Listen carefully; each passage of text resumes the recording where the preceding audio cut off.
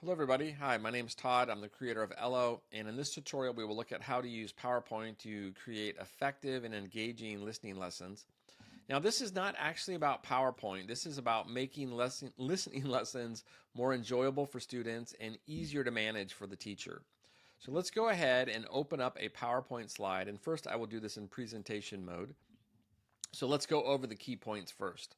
So your traditional listening lesson setup will have these components, right? You'll have an activity page, media files, audio script, answer key, teacher's manual with the lesson plan, and then a whiteboard to go over the language. All good, all useful, one huge problem. They're all in different places, right?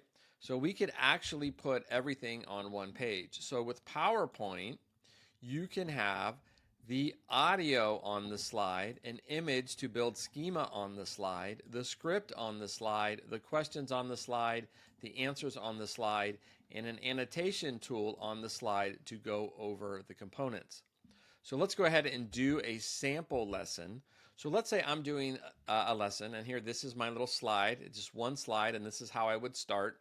Notice I already have my audio right here, but there's nothing else on the slide. Now I've sequenced everything to appear when I want it to happen.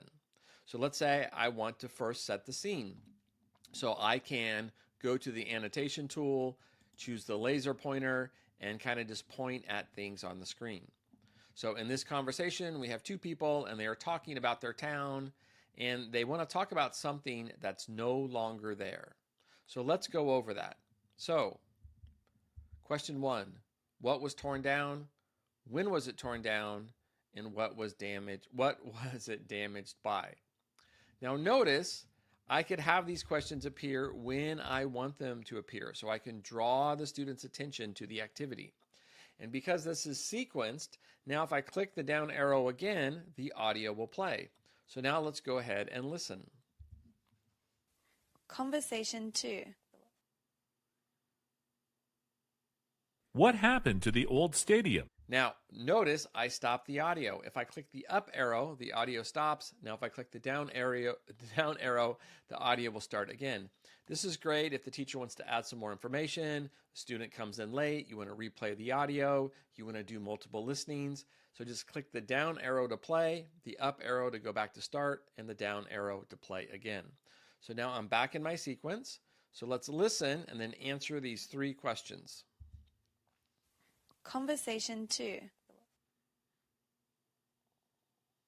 What happened to the old stadium? It was torn down last year. Why did they tear it down? It was damaged by the hurricane 3 years ago. Oh, I remember that. Yeah, a lot of damage was done that night. All right, so now I can go over the questions again. If I click the down arrow, notice this question is reanimated. So this will draw the student's attention to this question. So then you could ask the question and go over the answers. So what was torn down? A stadium. When was it torn down? Last year. What was it damaged by? A hurricane. Very easy. So notice we can sequence things, we can draw students' attentions to different things. Their head's not down on the book. They don't have to look down on the book, look at the monitor, look down on the book, look at the board. Everything's in one place. Now, let's say you want to go over the script. So if I click the down arrow again, boom, now I have the script. I could have the script actually appear on the screen. And I can go over the language using the laser pointer here. Or I can switch and go to pen mode, and now I can underline things, I can circle things. For example, maybe I want to go over torn down and tear it down. I want to explain damaged. I want to explain hurricane. I want to show why this is the answer, how it actually refers to stadium, right? So I could actually use the pen tool. And if I want a little bit of a wider mark, I could actually use the highlighter, and I can change the color. So I have all of these tools that I could use to draw the student's attention to the listening task. Now, this is great, right? Now, one more thing I should say. If I want to remove all of this on the board, just like a whiteboard, I can remove everything and it's gone. Okay, now let's go ahead and see how we can do this ourselves. So to do this, you can create a listening lesson in seconds. All you have to do is drag media to the slide. Now I'm going to get out of presentation mode and I'm going to get into edit mode. Now notice when I do this, I click the escape key. It says, hey, do you want to keep the annotations? I'm going to say no, discard. That's great because that means you can reuse the same slide again and again and again. It doesn't keep your little marks, but it saves everything in the PowerPoint. Now, how would I actually go about doing this? If I want to use PowerPoint as my media player, I just have to drag the media onto the slide, and I can do M4A, MP3, WAV, MP4, you name it, it pretty much plays on a PowerPoint slide. So I'm going to go ahead and drag M4A, and it's probably going to get stuck there. There it is. So I have M4A, and the great thing about M4A is that this is the default format for your phone. So you can do recordings on your phone, and then you can play it in PowerPoint.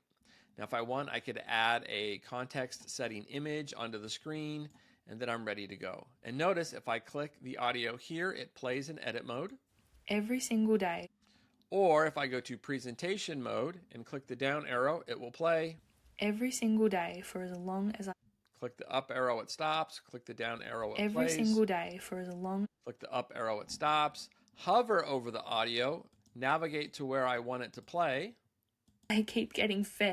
And it plays. So as you can see, so many cool things you can do with PowerPoint. Now, if you want to learn about this and how to sequence things, you can learn in our free course. So for example, we will show you how to sequence all of these events, when text plays, when audio plays, when text changes colors, when things appear, disappear, etc.